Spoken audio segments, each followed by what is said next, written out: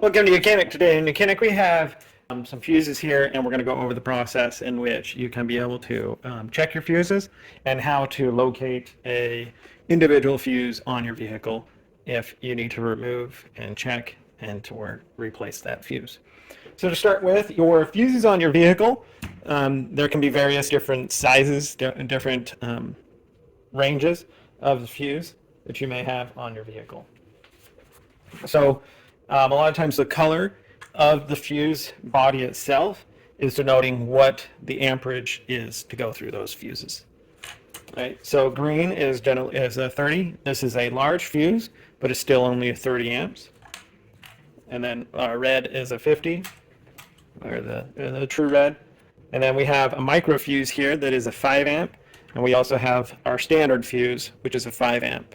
So these two are both 5 amp fuses, but they are of a different size.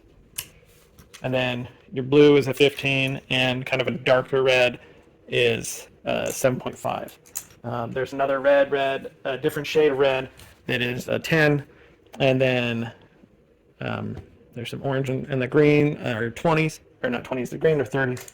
So denoting by the different colors sometimes is how you know which size of fuse. So whenever you replace a fuse in your vehicle or anything, you want to make sure that you put the same exact fuse of the same size of fuse back in. And never replace a fuse that's a 15 with a 20. You'll always want to replace it with a 15 and or lower, but you would really want to go with the exact size that it comes out with. Now there are relays on your vehicle. Very rare will you replace any of these, but sometimes you may have to. And so this is a relay with all the 4 prongs on it. There is information on the relay casing of how it operates and what it, what's on and off depending where your key is and situated. And then sometimes you may have an inline fuse, and this would be encapsulated in a little cylindrical unit a lot of times that it spins on. You'll very rare that you will see these, but you could come across that.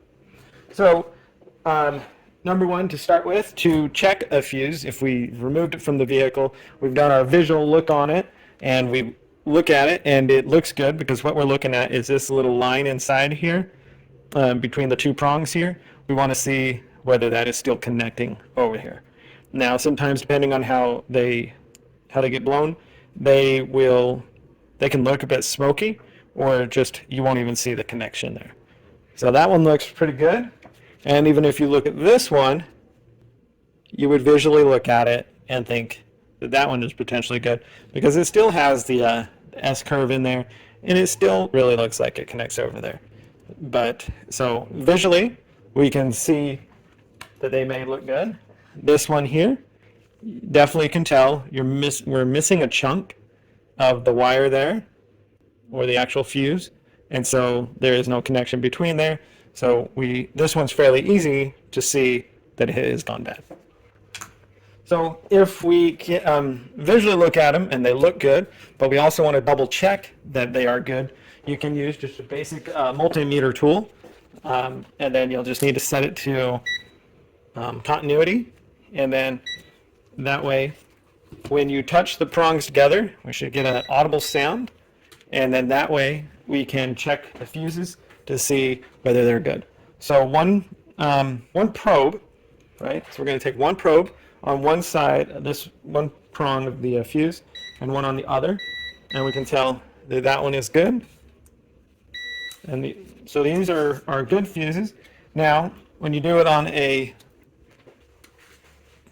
bad fuse, you shouldn't get the noise. See? So this one, we don't get the sound, so we can tell this fuse is bad. We're not getting the connection between the two, right? And it'd be the same with this one. Now we visually can tell that this one has gone bad. This one is a little bit harder to tell. And then, there you go. So that would be one way that you can test them. There's different other tools also, but a very basic multimeter tool set to a continuity test. You can test to make sure that current does flow through that fuse, right?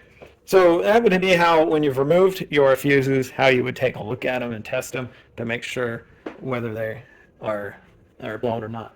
Now on your vehicle, said vehicle, or most of the any vehicles, we locate our fuse box and then we pop the cover that may be covering it, and we can either look on the back of it, and sometimes there's schematics on it of what fuses they operate, what number of fuse it is, and sometimes you need to look it up in the owner's manual to be able to note what fuse does what. So this is the fuse box that's located in this vehicle in the engine bay.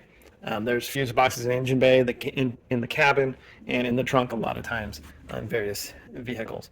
And so you remove the screws or loosen the screws to be able to remove the cover and or clips depending on your vehicle, and then be able to pull the cover off and remove it. And we turn it around and we can see that this one does not have any schematics on it for what these fuses operate. So you will need to consult the owner's manual or another type of schematic to know what fuses do what. Now this one doesn't give us the most information, except that it's telling us what numbers the fuses are and what amp of fuse should be in there. So for the one that's in the engine bay, on the left-hand side of the vehicle, that is this one that we are looking at, and we have it oriented in the direction and the way it looks. So if it was sitting like this, this is the way they're looking. We can tell that by the fact we have these big fuses up here and all these relays and so forth to get the orientation there. So say we were looking for a particular fuse that's running something on this vehicle, let's just say the ABS or whatnot. They have a whole list of what fuses. So if we just look for the ABS, right, we are looking for, we've got either fuses numbers 7, 8, 33, 40, and 103. Now 33 and 40 are in this fuse box. 103 is in a different location, and as well as 7 and 8 are on the other side of this. But if we're just starting to look at for here, we'll be able to look right here on this engine bay module. And this works just as well for all the different various vehicles. Now, on the fuse box itself, we have little numbers just above the fuse. You may need to get some brighter light to be able to see those numbers. But we're looking for fuse 40 and or 33. Those are the two fuses we want to definitely look at. So we have fuse 40 right here. It's a 7.5 amp fuse. That's what the paper says it's supposed to be. So we've found 40, and then 33 is also, that's just a 5 amp fuse down in there. Now you can use a pair of needle nose pliers or the actual fuse puller unit if you have one. A lot of times they are in the cover of your fuse box or whatnot. So you just put that around the top of the fuse.